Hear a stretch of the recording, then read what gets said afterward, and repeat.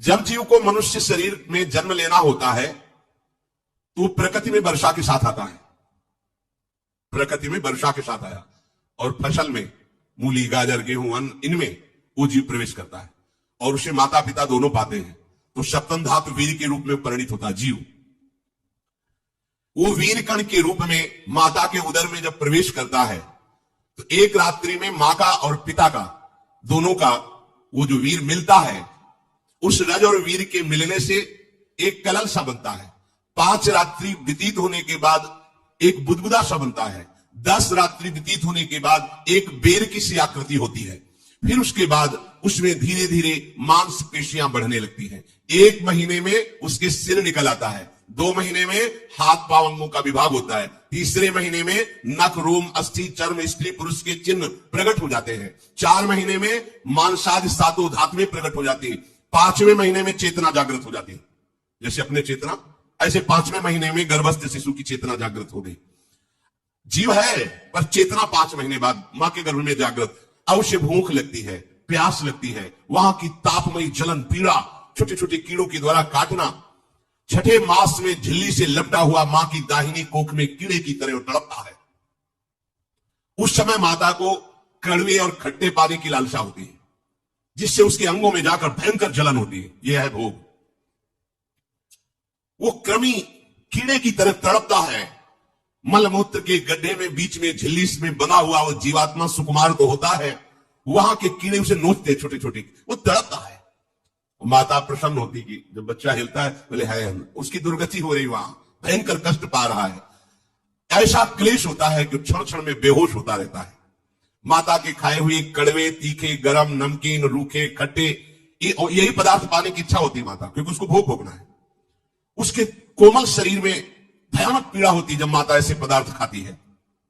गर्भाशय की झिल्ली में लिपटा हुआ, आंतों और मलमूत्र से घिरा हुआ, सिर पेट की और पीठ और गर्दन एक कुंडलाकार ऐसे कंकड़ जैसा ऐसी आकृति गर्भस्थ शिशु की होती है।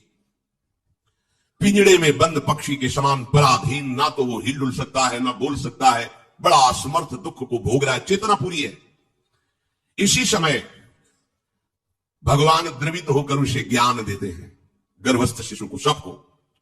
जी उसे ज्ञान होता है तो सैकड़ों जन्म के कुकर्म उसे याद आते हैं, सैकड़ों जन्म के। ओह, ये मेरे कर्म का ही फल, मैंने ऐसे कर्म किए इसलिए दुख भोग रहा हूं। बेचैन हो जाता है, कैसे निपट पाऊंगा, सैकड़ों जन्म के कर्म जमा है। अब महान अशांति उसके हृदय में, उस शरीर में भयंकर पीड़ा। कुंडलाकार शरीर है, हिल भी नहीं सकता है, बस कीड़े काटते, बड़ी तड़पन, बड़ी जलन, भूख प्यास की जलन। अब एक और भयानक जलन हुई, उसे स्मरण हो जाता है कई जन्मों के, सैकड़ों जन्मों के पाप कर्मों का।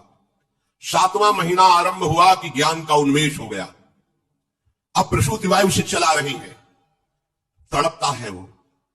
शब्द धातु में स्थूल शरीर से बंधा हुआ वो जीव भयभीत होकर के पुकारता है, अगर कोई भगवान है तो एक बार मुझे यहां से निकाल दे।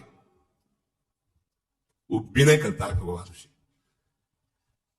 कोई अगर भगवान है जिसने मुझे इस बंधन में डाला है, एक बार निकाल दे यहां से, जाके केवल भजन करूंगा।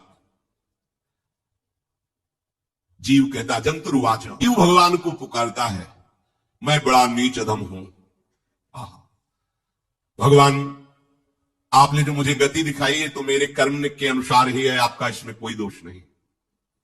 हम लोग जब कष्ट भोगते तो भगवान से कहते हैं, हमने तुम्हारा क्या बिगाड़ा? भगवान ने नहीं बिगाड़ा, तो खुद देख क्या बिगाड़ लिया अपना। आपकी जो शरण में हो जाता है वो इस भूमि पर, भारत भूमि पर, विश्व पर निर्भय विचरण करता है, कोई उसे भय नहीं प्रदान कर सकता। प्रभु, मैं इस माता के उदर में माया का रहस्य न जानने के कारण ऐसे कर्म किए कि मैं आ गया हूं, बहुत दुख पा रहा हूं। हे निर्विकार अखंड बोध स्वरूप परमात्मा, मैं बार बार नमस्कार करता हूं। प्रभु, मेरे ऊपर कृपा कर दो, एक बार इस गर्भ से निकाल दो, मैं यहां से बाहर जाकर आपका निरंतर भजन करूंगा। ये वादा करके आए हम प्रभु से सब। प्रभु ने करुणा करके हमें चांस दिया है मनुष्य शरीर।